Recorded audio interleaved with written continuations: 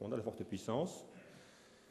Techniquement, on a pris un volant vertical pour permettre une plus forte puissance, pour pouvoir techniquement utiliser un palier magnétique et donc de soulever magnétiquement le volant pour améliorer le rendement de maintien en vitesse et également pour augmenter la durée de vie des roulements.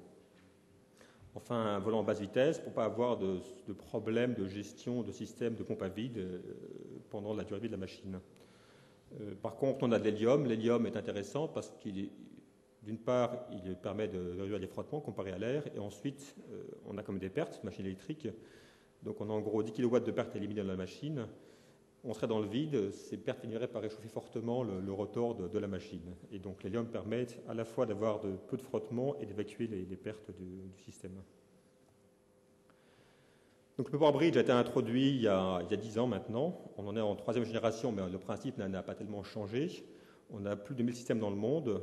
En France, les systèmes les plus récents, c'est l'aéroport Charles de Gaulle.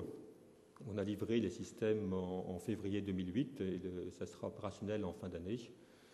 Ça fait suite à Orly qu'on a équipé et qui tourne depuis 2 ans maintenant sur nos systèmes.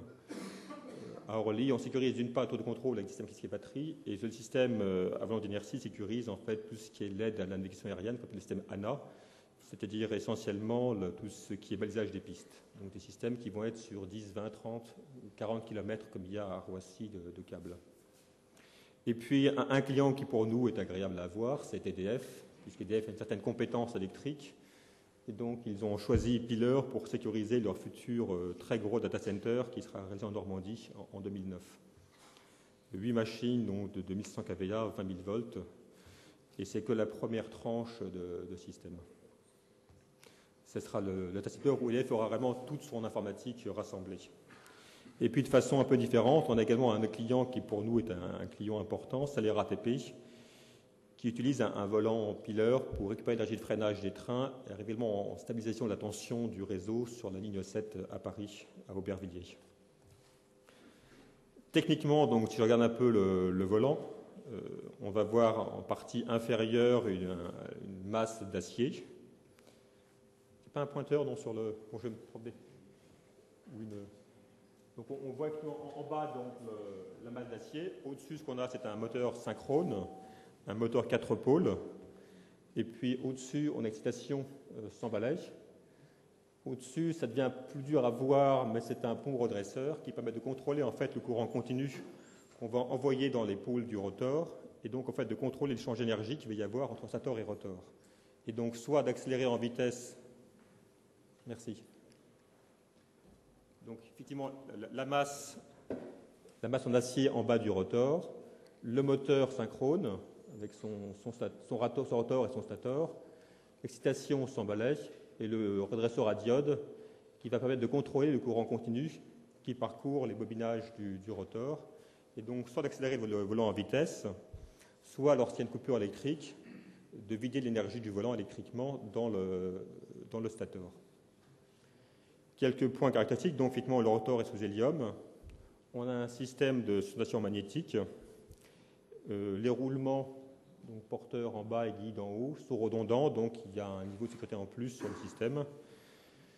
Techniquement, on a un rotor qui pèse à peu près 2 tonnes, 2 tonnes 9, et on ne laisse poser sur les roulements que 400 kg grâce au système magnétique, de façon à ce qu'il y ait toujours un guidage fait par les roulements sur le rotor. Les roulements sont graissés de façon automatique, donc il n'y a pas à arrêter pour graisser le système. Donc ça répond à notre contrainte de ne pas avoir d'arrêt de maintenance ou le moins possible. Et les roulements, on les change lorsque l'on purge la graisse, parce que comme c'est une enveloppe étanche, à force de graisser, ça s'accumule. Et donc tous les 5 ans, on ouvre le carter. Et quand on ouvre le carter, c'est pas loin pour accéder au roulement, donc on change les roulements tous les 5 ans. Sinon, les roulements ont une durée de vie de 10 ans à peu près sur ces systèmes. Je vais faire un petit zoom sur la partie supérieure. Donc, en haut du rotor, on a une plaque d'acier. Et au-dessus, un électroaimant, un bobinage avec un courant faible et beaucoup de spire. Et donc, on aspire réellement le rotor. On pourrait, si on le voulait, le soulever entièrement. Mais il est préférable de laisser un petit poids qui pèse sur les roulements. Donc, il y a encore 400 kg qui pèsent à peu près sur les roulements. Et on voit effectivement le pont de diode et puis l'excitation s'emballer en dessous. Au point de vue autonomique, on est arrivé à ce qu'on voulait faire, c'est-à-dire qu'on a à peu près 12 secondes d'autonomie sur une charge de 1336 kW.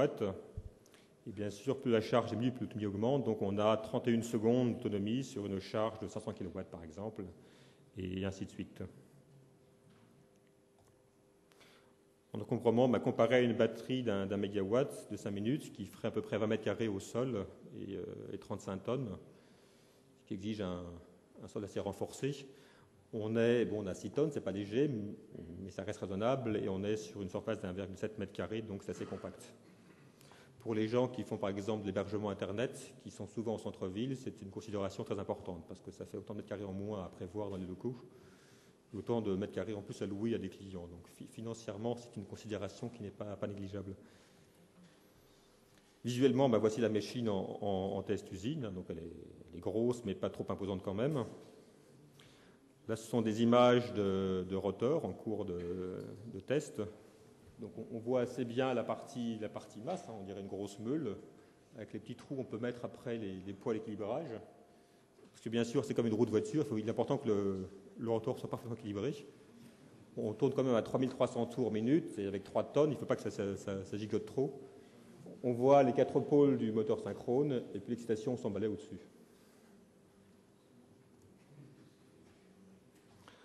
Donc en synthèse, on a un système qui est sans bague ni balai, qui n'a pas de défaillance inattendue. On connaît en permanence la charge puisqu'on connaît la vitesse, donc on connaît réellement au kilowatt près, au kilojoule près combien d'énergie nous reste disponible. Alors que sur une batterie, encore une fois, après 5 ou 6 ans, on ne sait plus très bien, la batterie elle peut avoir chaud, ne pas avoir chaud, enfin être plus ou moins chargée. On a un doute sur savoir s'il reste une autonomie nominale ou pas. On a un système très fiable avec une MTBF qui est supérieure aux millions d'heures. On est compact, rendement élevé. On marche en clim jusqu'à 40 degrés. En France, on décline seulement sur les systèmes qui sont installés à Marseille, par exemple, parce qu'ils veulent qu'on tienne les 45 degrés. Donc là, on met une clim en plus pour pouvoir tenir les pointes en été. Maintenance réduite. Donc on a la charge.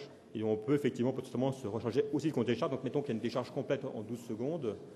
On pourrait recharger en 12 secondes. En fait, si on le faisait, on tirait le double de la puissance des transferts d'émotation, qui souvent ne sont pas faits pour. Donc généralement, on paramètre le système pour se recharger en 4 fois le temps de décharge. Donc mettons 12 secondes de décharge et 48 secondes de recharge. Mais si l'installateur a prévu des câbles à section double et un transfo en tête suffisant, on change de paramètre et on recharge aussi vite qu'on décharge, ce qui est réellement très, très, très précieux.